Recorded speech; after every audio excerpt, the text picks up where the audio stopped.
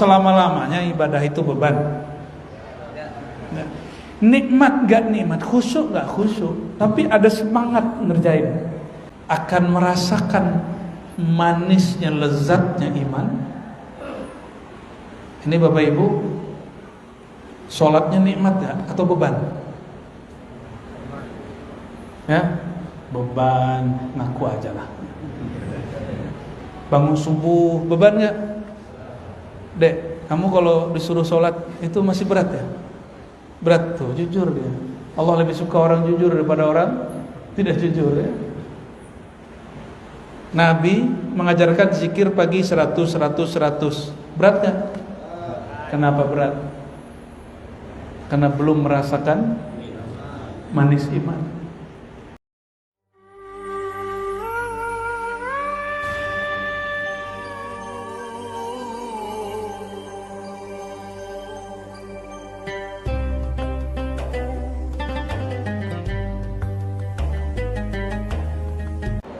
Alhamdulillah Rabbil Alamin, wassalatu wassalamu ala sayyidil awwalin sayyidil akhirin,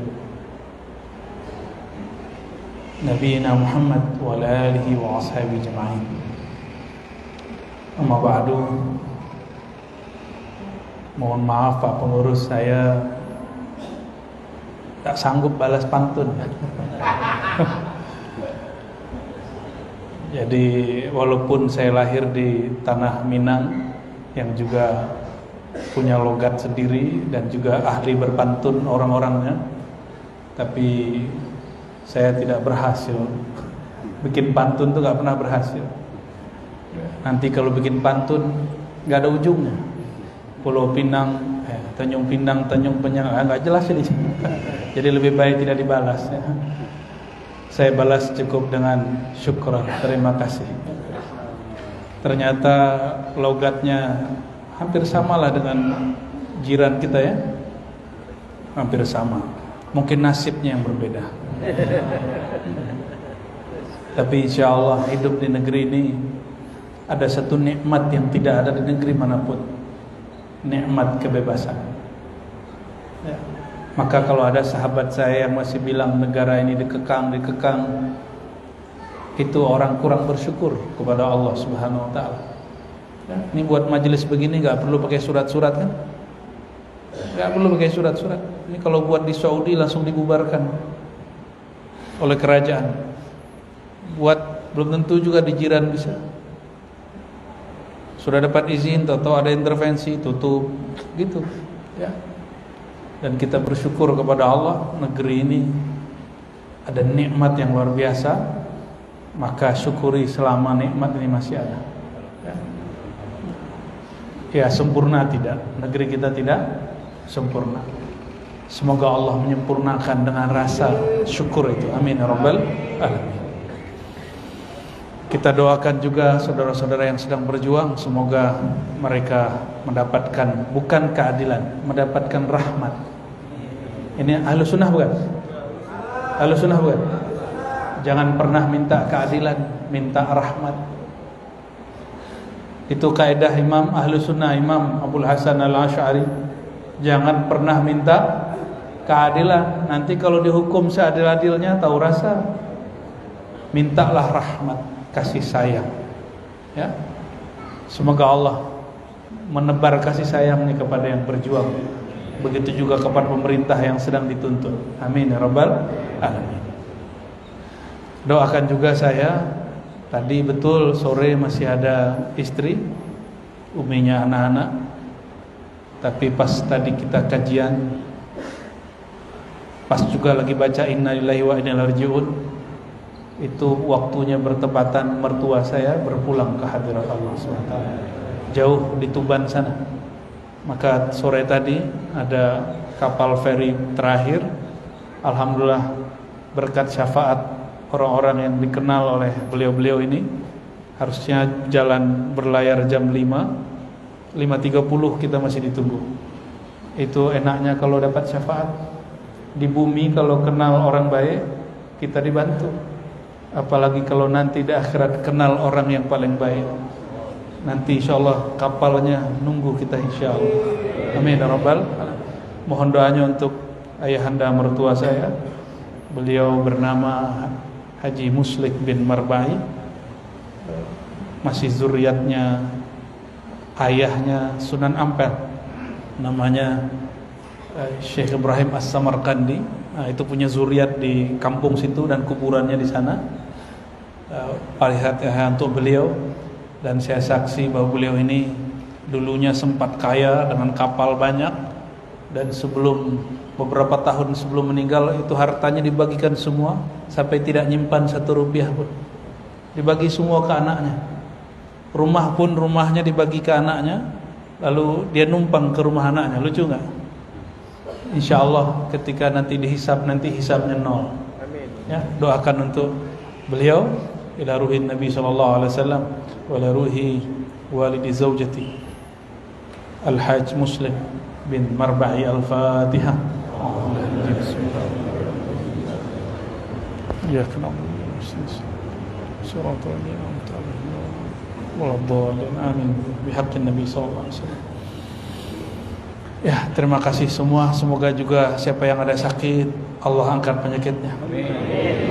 Jika memang wafat terbaik, semoga Allah diangkat dia kehadiran keridhaan Allah Subhanahu wa taala. Amin ya rabbal alamin. Jadi kalau ada orang dekat kita sakit parah, jangan ngotot minta didoakan sembuh. Cukup katakan, ya Allah, jika tetap di dunia baik bagi dia, panjangkan umurnya, sehatkan dia. Tapi jika berpulang itu langsung masuk surgamu, masuk taman-taman surgamu, maka terserah engkau ya Allah. Gitu ya. Jadi jangan kemudian udah jelas orang tua kita nggak bisa apa-apa, lalu doanya, "Buya tolong didoain sembuh, stroke-nya sudah stroke yang nggak mungkin." Itu berdoa untuk hal yang nggak mungkin ya. Nah, biasanya kalau guru yang mengerti dia mengatakan doakan yang terbaik untuk beliau ya. Nah, guru yang mengerti dia akan bimbing begitu.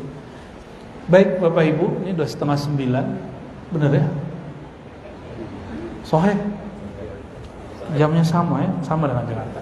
Oh ini jamnya korupsi, dia duluan ya, nggak sesuai dengan jam saya ini. Ya, oh lain lagi. Ini supaya khotibnya cepat selesai ya. Ini berarti pengurusnya ada dendam dengan khotib ini. Maaf Pak pengurus ya. Baik, saya bawa kitab, tapi saya buka PDF-nya aja di sini.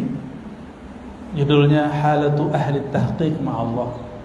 Keadaan orang-orang yang ahli hakikat bersama Allah. Isinya hadis lalu disyarah. Hadis disyarah, diurai. Syarah itu bahasa Arab artinya diurai. Ditulis oleh Al-Imam Sidi Ahmad Ar-Rifai. Sudah siap dengar? Sudah siap? Coba apa yang menghalangi disimpan ya. Apa yang menghalangi pikiran kita, handphone simpan aja ya. Kalau tadi Fatihah untuk orang yang sudah wafat, sekarang Fatihah untuk kita ya, untuk diri. Semoga Allah buka batin kita, pikiran kita semua. Ila arwahina wa uqulina wa ajsadina wa qulubina. Al-Fatihah. Bismillahirrahmanirrahim. Shiratal ladzina an'amta 'alaihim ghairil maghdubi 'alaihim waladdallin. Amin. Hadis pertama yang ditulis oleh Imam Sidi Ahmad Rifai. Sidi Ahmad Rifai ini dalam dunia zikir hampir setara dengan Syekh Abdul Qadir Al-Jilani. Hampir setara. Kita nggak berani bilang sama, nanti ada yang marah. Punya kelebihan masing-masing. Kelebihannya Sidi Ahmad Rifai ini muhaddis, dia ahli hadis.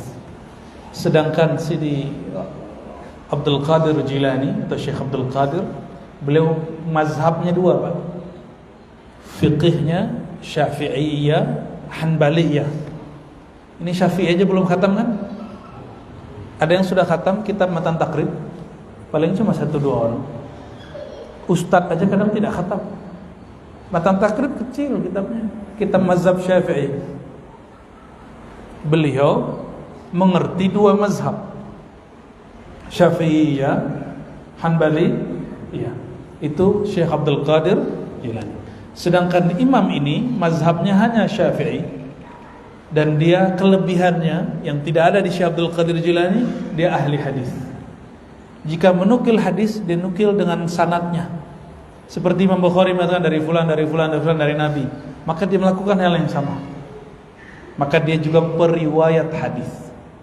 Namanya siapa? Sidi Ahmad Ar-Rifai. Ilmu Imam Rifai ini tidak sepenuhnya berkembang, tapi kadang-kadang yang berkembang yang bagian horornya. Ada sampai di Aceh menjadi tari Rifaiyah, ya, sampai di Padang jadi debus. Tahu debus?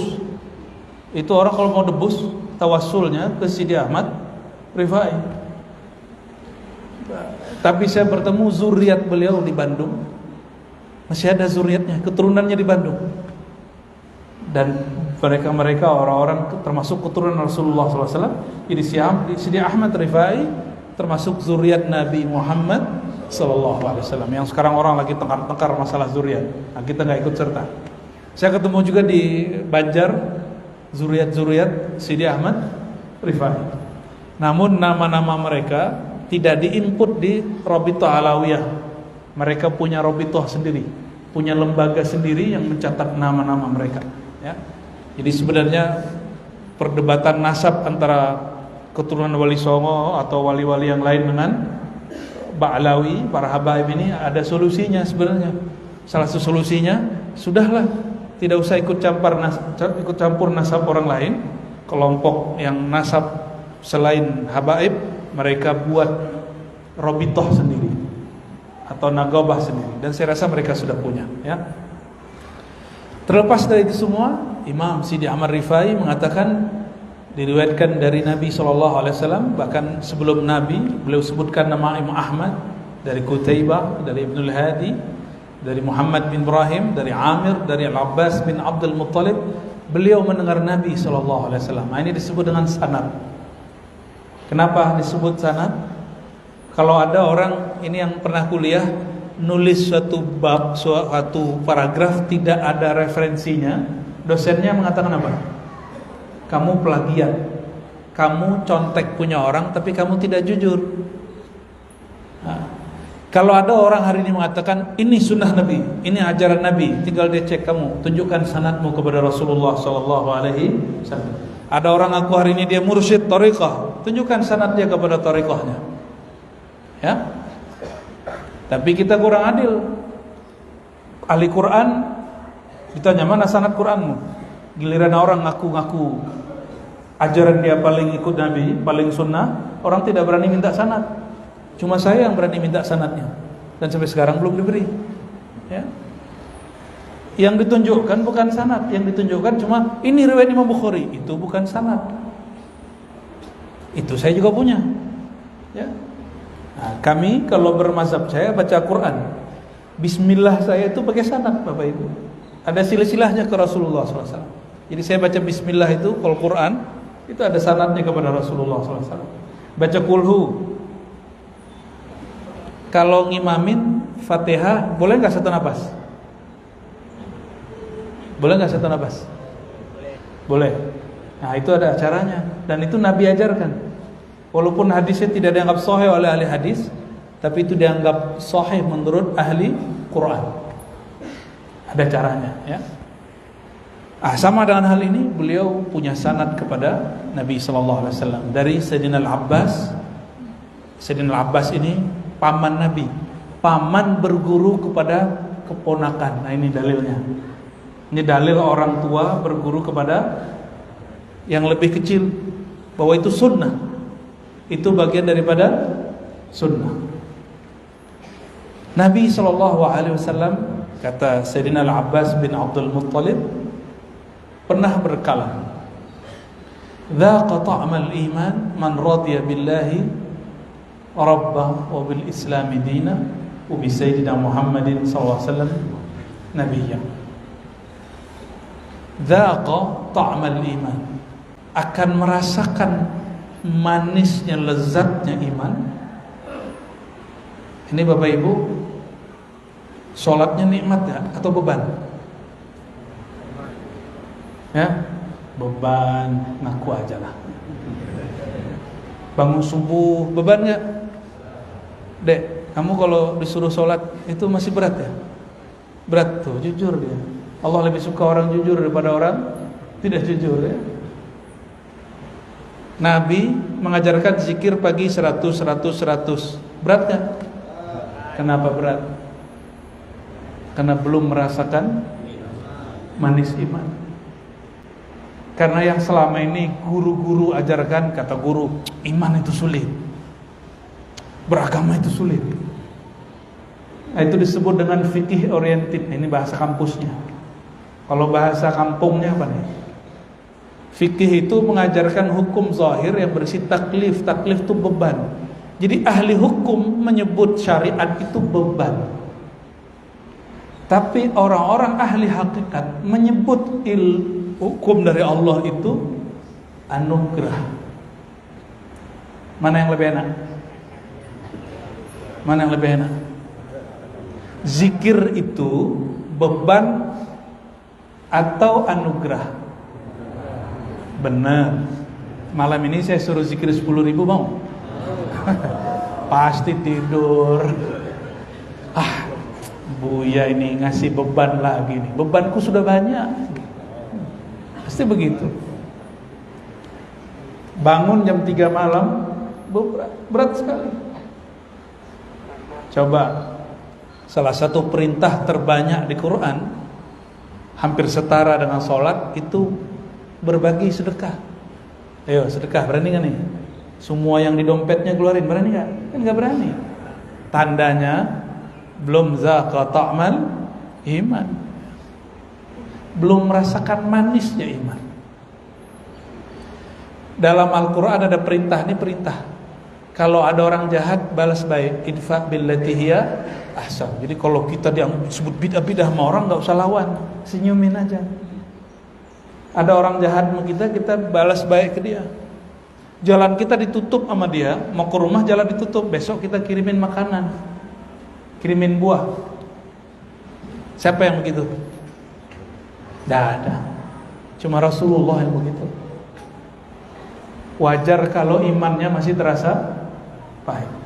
Dan mohon maaf jika ada para dai, para ustadz yang masih mengajarkan kepada umat jamaah, khusyuk itu berat, thariqat itu berat, zikir itu berat, ma'rifat itu berat. Itu pembodohan umat. Ayo para ustadz, para ulama, kita dewasakan umat. Sepakat nggak? Ini jamaah mau dibodoh-bodohin atau mau dicerdaskan? Betul nih. Ini bukan lagi ngajak musuhan nih, bukan. Ini karena saya sama antum aja nih. Mau selama-lamanya ibadah itu beban. Nikmat gak nikmat, khusyuk gak khusyuk, tapi ada semangat ngerjain. Coba saya tanya, malam ini datang ke sini itu dengan berat hati atau dengan santai aja? Mau masuk surga sesantai ini? Mau masuk surga sesantai ini? Sebenarnya antum sudah masuk surga, tapi tamannya. Karena Nabi SAW mengatakan surga betul nanti, tapi tamannya sudah ada di bumi. Tamannya sudah ada di bumi. Taman-taman surga itu kata Imam Malik, hilaqud dzikr, halaqah-halaqah tempat orang berkumpul untuk ngaji.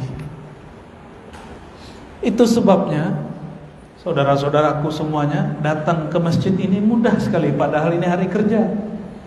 Tadi siang lelahkah kerja? Capek. Tapi kenapa datangnya mudah? Berarti sudah mulai merasakan manisnya iman. Ini kabar gembiranya.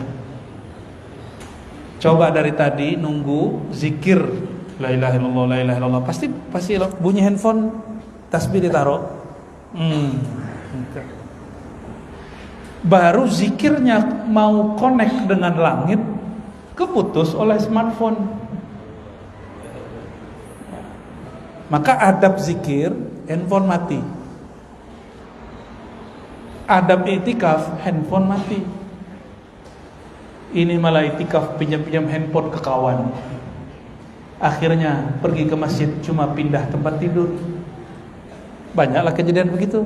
Akhirnya itikaf itu cuma gagah-gagahan, ya hura-hura. Nanti imamnya suaranya seperti Sudais. Apa begitu Nabi mengajarkan itikaf? Itu boleh dilakukan, tapi bukan itu itikaf Nabi sallallahu alaihi wasallam, ya. Zaqa ta'mal iman, akan merasakan zauq. Zaqa bahasa Arab, asal katanya zauq,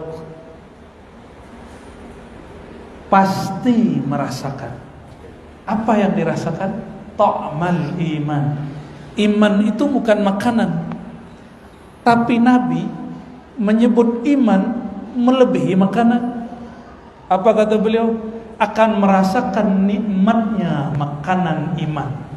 Kalau orang Pulau Tanjung Pinang, ya, itu makanan paling enaknya apa? Asam pedas. Pantesan orang sini pedas-pedas, ya. Itu asam pedas, kalau dimakan badan lagi sehat, enak. Coba kalau mulutnya lagi sedang ada sariawan, bisa menikmati kan? Oke. Kata Nabi SAW, al-iman bid'u wa sittuna syu'bah atau bid'u wa sab'una syu'bah. Iman itu lebih dari 70 cabang. Imam Al-Baihaqi nulis kitab judulnya Syu'abul Iman. Apa artinya? Cabang-cabang iman. Berapa cabang disebut? 77 atau lebih. Itu cabang. A'laha qawlu la ilaha illallah. Yang paling tinggi daripada cabang itu adalah perkataan la ilaha illallah. Coba saya tanya, malam ini datang ke sini itu dengan berat hati atau dengan santai aja? Mau masuk surga sesantai ini? Mau masuk surga sesantai ini? Sebenarnya antum sudah masuk surga, tapi tamannya. Karena Nabi SAW mengatakan surga betul nanti, tapi tamannya sudah ada di bumi. Tamannya sudah ada di bumi. Taman-taman surga itu kata Imam Malik, hilaqud dzikr, halaqah-halaqah tempat orang berkumpul untuk ngaji. Itu sebabnya saudara-saudaraku semuanya datang ke masjid ini mudah sekali, padahal ini hari kerja. Tadi siang lelahkah kerja? Capek. Tapi kenapa datangnya mudah? Berarti sudah mulai merasakan manisnya iman. Ini kabar gembiranya. Coba dari tadi nunggu zikir la ilaha illallah, la ilaha illallah, pasti bunyi handphone, tasbih ditaruh. Baru zikirnya mau connect dengan langit, keputus oleh smartphone. Maka adab zikir, handphone mati. Adab itikaf, handphone mati. Ini malah itikaf pinjam-pinjam handphone ke kawan. Akhirnya pergi ke masjid cuma pindah tempat tidur. Banyaklah kejadian begitu. Akhirnya itikaf itu cuma gagah-gagahan, ya hura-hura. Nanti imamnya suaranya seperti Sudais. Apa begitu Nabi mengajarkan itikaf? Itu boleh dilakukan, tapi bukan itu itikaf Nabi sallallahu alaihi wasallam, ya. Zaqa ta'mal iman, akan merasakan zauq. Zaqa bahasa Arab, asal katanya zauq, pasti merasakan. Apa yang dirasakan? Ta'mal iman. Iman itu bukan makanan, tapi Nabi menyebut iman melebihi makanan. Apa kata beliau? Akan merasakan nikmatnya makanan iman. Kalau orang Pulau Tanjung Pinang, ya, itu makanan paling enaknya apa? Asam pedas. Pantesan orang sini pedas-pedas, ya. Itu asam pedas, kalau dimakan badan lagi sehat, Enak. Coba kalau mulutnya lagi sedang ada sariawan, bisa menikmati kan? Oke. Kata Nabi SAW, al-iman bid'u wa sittuna syu'bah atau bid'u wa sab'una syu'bah. Iman itu lebih dari 70 cabang. Imam Al-Baihaqi nulis kitab judulnya Syu'abul Iman. Apa artinya? Cabang-cabang iman. Berapa cabang disebut? 77 atau lebih. Itu cabang. A'laha qawlu la ilaha illallah. Yang paling tinggi daripada cabang itu adalah perkataan la ilaha illallah. Nah, itu kalau minum teh pucuk itu lebih nikmat daripada daun yang di bawahnya. Saya mau tanya nih, abang-abang nih kalau minum teh manis atau tehnya tanpa gula? Karena abang masih kurang manis ya. Teh itu yang aslinya minum tanpa gula. Itu bagian mana? Bagian pucuk. Bagian pucuk itu, ini bukan teh pucuk yang botol itu, bukan. Bagian pucuk itu diekspor ke Jepang, diekspor ke Cina, ke Korea. Orang sana itu seduh teh dikit-dikit, lagi panas-panas dicoba, gak pakai gula. Yang gak bagusnya dikonsumsi di Tanjung Pinang. Jadilah warnanya hitam ya, ada teh hitam. Akhirnya orang warung Padang, rumah makan Padang kreatif, biar nggak jadi ampas ditambahlah telur, teh talua, lumayan lah. Kalau kualitasnya bagus, itu ujungnya teh itu ada antioksidannya. Orang sering konsumsi itu, dia akan lebih sehat daripada orang yang konsumsi daun teh biasa. Maka kalau boleh dianalogkan, dikiaskan, orang yang sering mencicipi ujungnya, pucuknya iman, yaitu la ilaha, maka batin dia akan kuat, rohani dia akan segar. Sudah lihat Habib-habib yang mereka lintas negara, itu seakan-akan kalau tidur cuma duduk. Udah temu orang lagi. Ada 2 Habib luar biasa di dunia ini. Banyak Habib yang bagus, tapi yang gampang dikenal. Ada di Pekalongan, ada Abah Lutfi.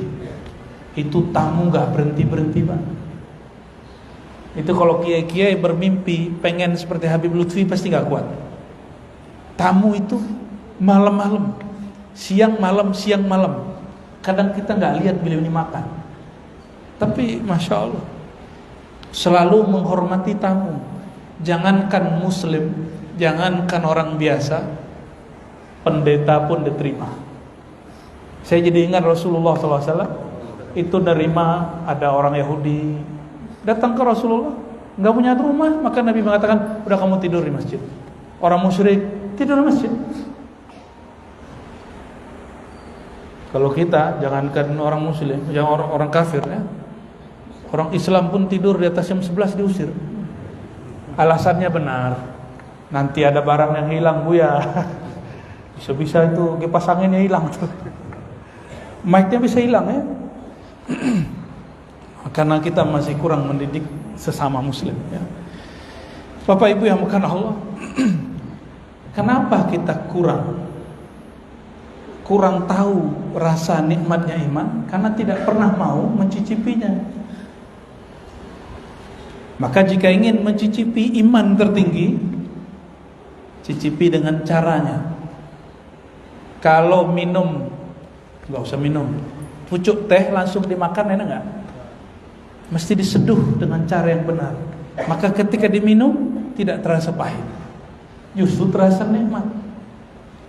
Samalah kira-kira kalau ingin menikmati lafaz la ilaha illallah, mesti diseduh dengan cara yang tepat. Kalau tidak tahu cara menyeduhnya, minta tolong kepada ahlinya. Paham maksudnya? Ya, itulah yang disebut bimbingan zikir, bimbingan talqin. Kalau yang menyeduh sudah mentok ilmunya, cari guru lagi. Jangan berhenti di satu thariqah. Allah itu buminya luas, ma'rifatnya tak terbatas. Kata Imam Zunnun al-Misri, siapa yang sudah sampai wusul kenal kepada Allah, maka ilmunya enggak terbatas.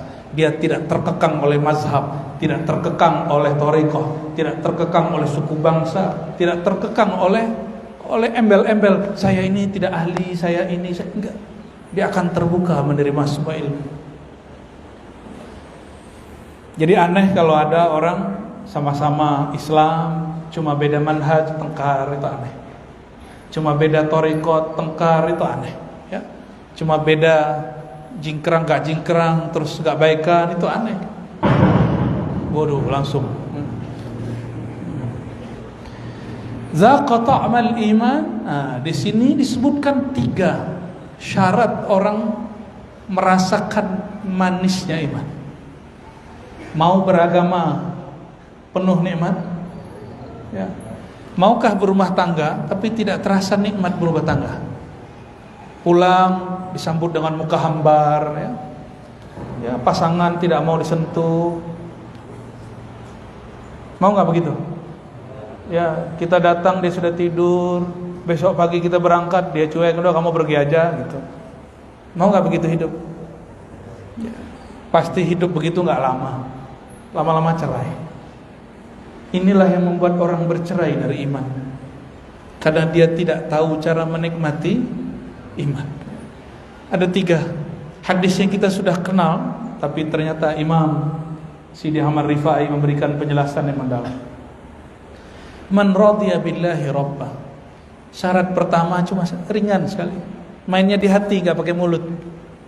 Siapa yang ridha, Allah yang mengatur hidupnya, yang mengatur detik per detik. Bapak Ibu, kenapa ada orang mengeluh? Karena dia tidak ridha. Termasuk demo.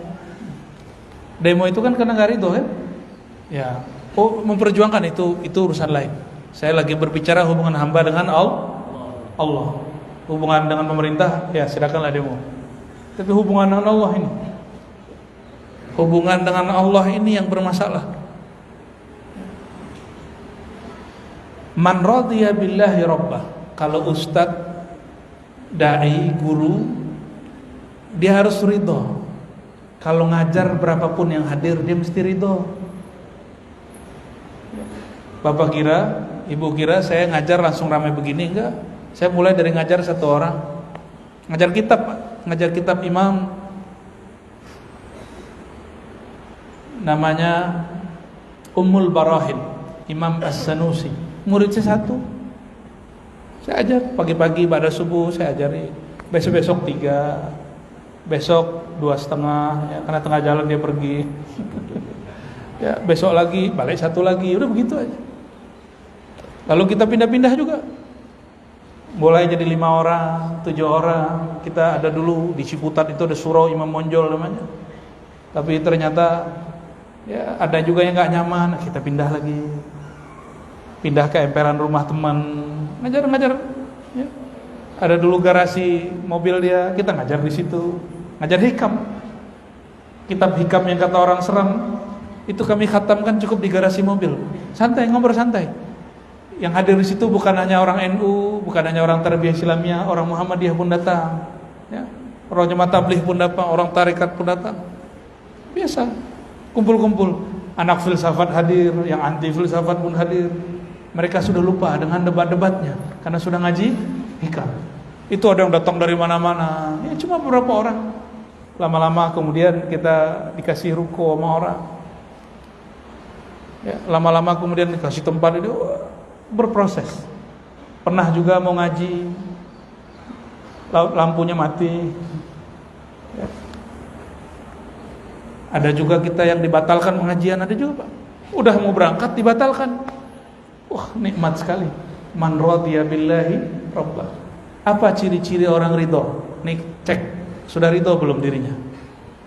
Istiwaul sama saja.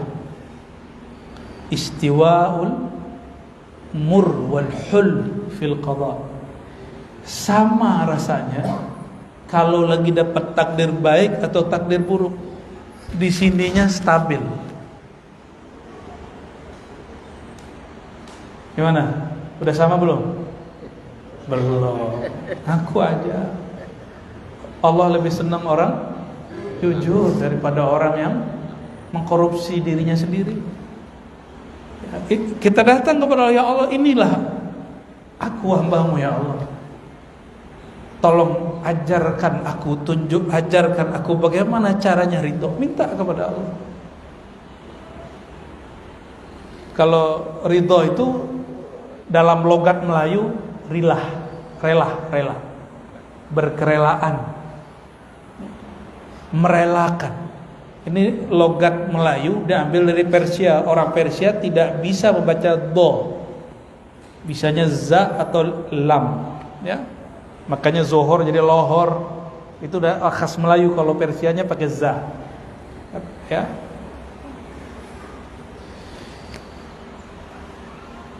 Punya pasangan?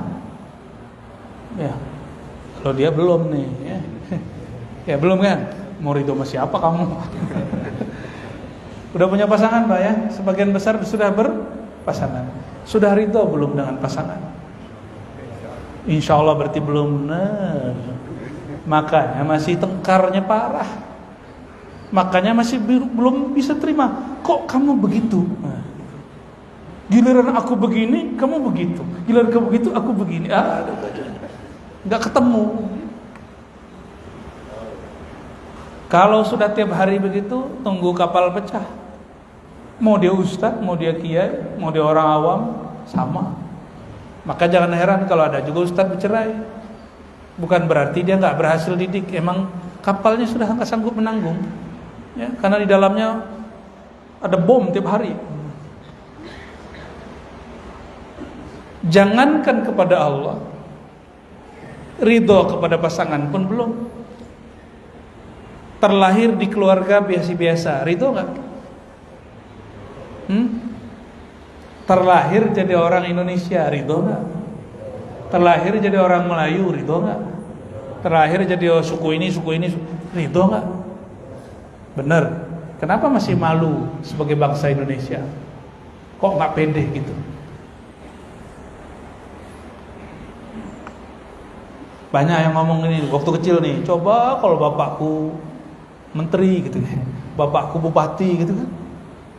Tahu-tahu besok bupatinya kena korupsi, nggak jadi lagi ngomong. Bapak Ibu yang makan Allah, jika ingin merasakan ridho, mulai ridho kepada yang terdekat. Yang terdekat dulu. Saya mau tanya, adakah detik per detik lepas dari kehendak Allah? Adakah? Adakah alam ini bergerak? Itu Allah lalai, ada nggak? Oke. Yang punya alam ini siapa? Allah. Bener nih, yakin Allah yang punya. Kalau benar Allah yang punya, berarti tidak ada satu kejadian pun di alam kecuali itu atas izin Allah. Oke, sudah masuk barangnya. Kalau begitu, ridho gak dengan Allah? Harus ridho. Kemarin ada yang haji gak? Haji kemarin ada yang haji jalur cepat gak? Atau haji biasa, haji furoda? Itu haji furoda Pak, jalan kaki dari Musdalifah. Jalan kaki dari Musdalifah. Dari Musdalifah ke Mina jalan kaki, bisa bayangkan. Itu sahabat saya jenderal Pak. Tapi sehari sebelumnya ketemu kita, saya bilangin, Pak Jenderal, di sini jenderal habis ya. Bener, alhamdulillah. Untung dia nih suka jalan tiap hari, lari berkilo-kilo tiap hari. Sampai di Musdalifah nggak dapat bus, dia ngomong ke istrinya, Dek, udah kita jalan aja. Ridho deh. Itu jenderal Pak, tidur di emperan jalan pakai kardus, karton, tahu? Tapi jenderal satu lagi enggak, yang beda divisi nih, bukan di angkatan yang sama. Ketika lagi rame begitu dia ngomong ya, itu pas lagi tawaf. Aku jenderal. Ya askarnya bilang, lu siapa? Jenderal kan di Indonesia, di sini nggak laku. Gak usah bawa-bawa. Bapak Ibu yang makan Allah sama. Barangkali nggak jauh beda. Adakah sesuatu terjadi tanpa izin Allah? Kalau begitu, kenapa saat terjadi masih mengeluh? Kalau mengeluh berarti tidak terima Allah jadi Tuhan. Rabb itu bahasa Arab, di bahasa Melayu lama. Coba cek dalam gurindam orang Melayu ya, dalam syair-syair Raja Ali Haji. Ini sebenarnya mimpi saya dari kecil, Pak. Mimpi saya dari kecil ingin ziarah ke Raja Ali Haji. Tadi siang, alhamdulillah dengan Haji Novi dan teman-teman di sini semuanya dipermudah. Ya. Itu Raja Ali Haji, gurunya langsung dari Mekah. Tapi orang kita juga ada yang dari Yaman, Syekh Jabarti, Syekh Ismail Minangkabawi, ada macam-macam ya. Ada Syekh Zawawi, macam-macam gurunya. Dan beliau tidak dipermasalahkan oleh gurunya menerjemahkan kata Rabb, ilah, menjadi Tuhan. Loh kok ada sekarang orang baru pulang 4 tahun dari Timur Tengah terus bilang gak boleh menerjemahkan Rabb menjadi Tuhan. Apalagi orang Melayu, la ilaha illallah, tiada ilah selain Tuhan Allah. Kan lucu kan? Tiada ilah selain Allah. Ntar karena kecil ya ilah ya, gak nyambung. Padahal sudah lama orang menerjemah ilah menjadi Tuhan, Rabb jadi Tuhan. Nah, jadi nanti kalau saya terjemahkan Tuhan, jangan protes ya. Kalau memang tuan-tuannya orang Melayu ya. Kalau enggak copot Melayunya, enggak ngerti bahasa berarti. Salah satu khususiah orang Melayu, pintar berbahasa. Ya. Baik. Jadi Allah sebagai Tuhan, apa tugas Allah? Disebut tugas rububiyah. Apa makna rububiyah? Allah detik per detik mengurus alam semesta. Yang datang ke sini pakai motor, pakai mobil. Coba 1 detik, 2 detik tidak perhatikan jalan, main handphone. Apa yang terjadi? Goyang nggak? Coba bayangkan bumi ini mutar begitu dan lebih cepat dari pesawat manapun. Kecepatan bumi putar itu, Pak. Dan dia bergerak. Mungkinkah Allah lengah sedikit pun? Apalagi yang terjadi di dalamnya. Allah lengah 1 detik, itu tabrakan dengan bulan. Namun ketika si hamba diberi izin oleh Allah untuk mengatur dirinya di bawah tunduk dalam pengaturan Allah, dia lupa menyopir kalbunya, nanti disopirin syaitan, disetirin oleh syaitan, yang drive dirinya syaitan. Jadi kenapa orang kemudian ya, kalau orang Melayu cakap apa Pak? Tengkar itu belagu apa? Begaduh. Wah, saya kursus langsung ya. Orang kita begaduh sama makawan. Kenapa itu terjadi? Karena dia lupa mendrive kolbunya, menyetir kolbunya, sehingga yang menguasai dirinya adalah sifat kebidatangan yang buas. Binatang buas sukanya bertengkar. Mau begitu? Yang bertengkar itu biasanya punya kepentingan sama. Caleg sama caleg, calon bupati, calon gubernur ke calon capres sama capres. Yang paling aneh, yang tim sukses yang pro dengan calon-calon ini bertengkar juga. Terlalu menghayati berpolitik ya. Kalau tadi caleg sama caleg, kalau ustadz begaduhnya sama siapa? Ustadz juga. Habib sama siapa? Habib juga. Kiai sama siapa? Mursyid sama siapa? Mursyid juga. Orang torekot sama siapa? Orang yang katanya ngaku ikut sunnah sama yang ngaku sunnah juga. Sama-sama tengkar sudah. Sesama aswaja tengkar. Sesama itu terjadi. Oleh karenanya Imam Ghazali tulis kitab namanya Ihya Ulumuddin. Ini hadiah untuk kiai-kiai yang suka tengkar, menjadikan agama sebagai alat pertengkaran. Nah, kitab itu sekarang oleh orang yang suka tengkar itu dia aja kalau banyak hadis palsunya. Berarti dia nggak ahli hadis. Orang nggak ahli hadis berani ngomong begitu, ahli hadas namanya. Ya, belum baca udah mulut kotor. Ya. Hadas kan kotor. Ya. Nggak ngerti bilang saya belum baca. Jangan cuma karena kata guruku, kata syekhku di dalamnya ada hadis palsu. Bisa kita cek. Ya. Man radhiya billahi rabbah. Ini syarat pertama, ada 3 syarat orang menikmati, merasakan manisnya iman. Yang pertama, detik per detik harus menerima Allah mengatur dirinya. Bapak Ibu punya jantung nggak? Punya. Dari tadi berdetak nggak? Coba cek lu punya jantung nggak? Jangan yang datang nih zombie ini. Punya jantung ya? Coba dari tadi dia bergerak. Apakah kita pernah menyuruh dia gerak? Pernah nggak? Siapa yang suruh dia gerak? Maka benarlah hadis Nabi. Kolbu ini artinya 2. Jantung yang zahir, yang kedua hati, tempat Allah memandang. Itu dalam genggaman Allah Subhanahu wa ta'ala. Jadi kalau Allah berhentikan genggamannya, mati. Kalau lepas, mati.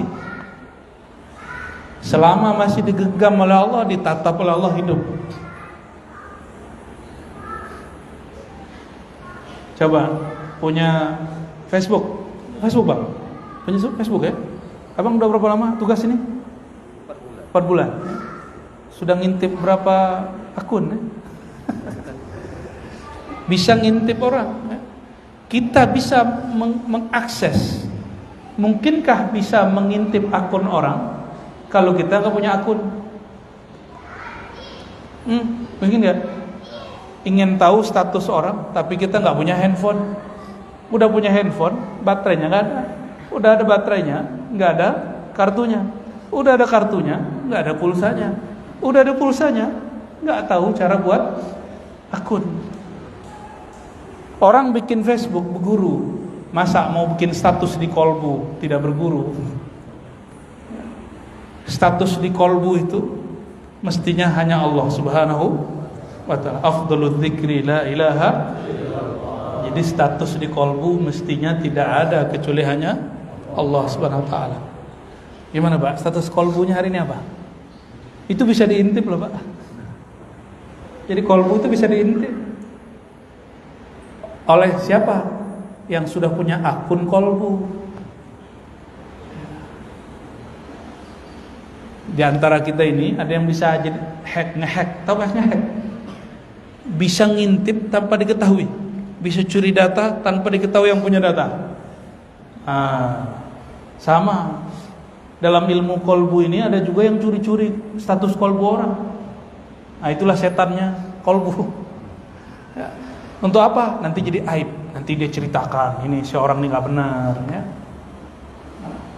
Maka kalau mau cari kekasih Allah, carilah orang yang mampu diizinkan membuat status di kolbunya dan mampu untuk menatap kolbu orang lain, tapi dia berani untuk menyembunyikan rahasia orang lain. Kalau sudah mampu menjaga rahasia orang, baru Allah titipkan rahasia dari langit. Jadi kenapa orang banyak tanya hari ini, kenapa ya mursyid-mursyid, guru-guru sekarang kurang sakti, kurang keramat? Jawabannya satu, keramat itu bukan orang yang bisa sembuh atau terbang, bukan. Keramat itu orang yang dapat kemurahan limpahan ilmu Allah. Itu disebut sahibul karamah. Karam itu bahasa Arab artinya kemurahan. Karim, Allah yang maha pemurah.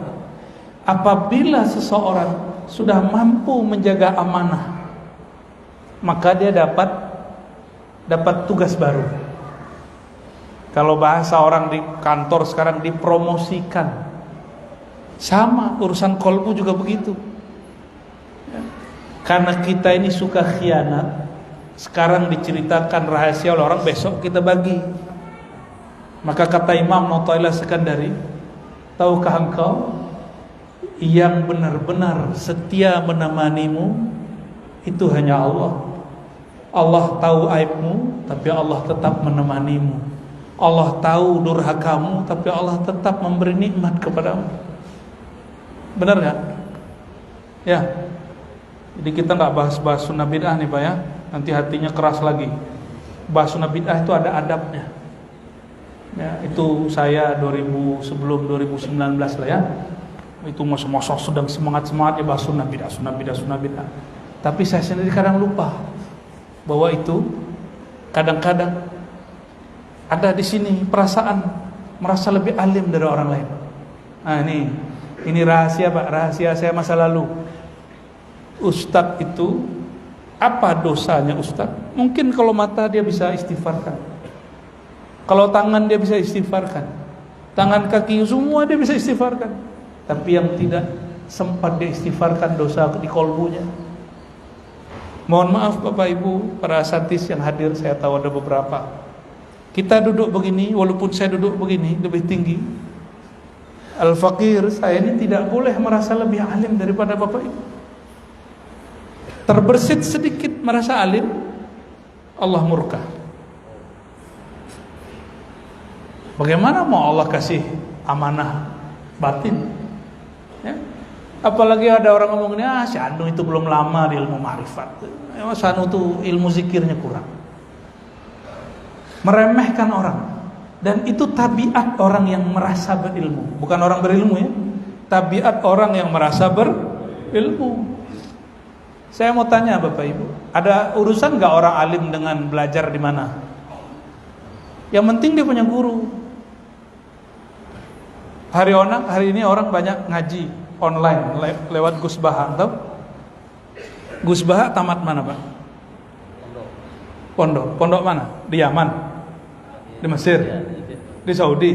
Enggak, di Jawa. Berarti orang alim enggak mesti di mana-mana. Enggak mesti di mana-mana. Yang penting dimanapun dia berguru. Bapak lama nih 20 tahun tinggal di Saudi, tapi cuma ngurus travel. Jadi alim enggak? Mohon maaf nih ya. Kawan kita banyak yang terjebak. Kalau orang sudah tahu duit, apa kata guru kami? Innallaha la yajma' bainal ilmi wad dinari. Allah tidak pernah kumpulkan antara dua, ilmu dan dinar. Orang lagi cari ilmu, miskin dulu gak apa-apa. Gak apa-apa miskin sebentar. Nanti dia bisa kejar kekayaan orang yang kaya. Cuma sayang, orang ngaji, santri-santri ini nggak sabar, pengen cepat terkenal, pengen cepat jadi ulama, pengen cepat ceramah. Maka banyaklah di negeri-negeri Melayu dari dulu ujian pidato, tapi jarang yang ujian baca kitab. Lomba pidato, tapi jarang yang lomba baca kitab. Di Jawa, anak kecil lomba baca kitab, Bapak Ibu. Kita ini dari dulu mengagungkan tanah Melayu, tanah Sumatera, tanah Riau, semua kita ngomong begitu. Kita ini Islamnya lebih kuat. Betul dulu. Sekarang buktiin. Ya. Kakek kita hebat, belum tentu kita hebat. Sepakat? Ya.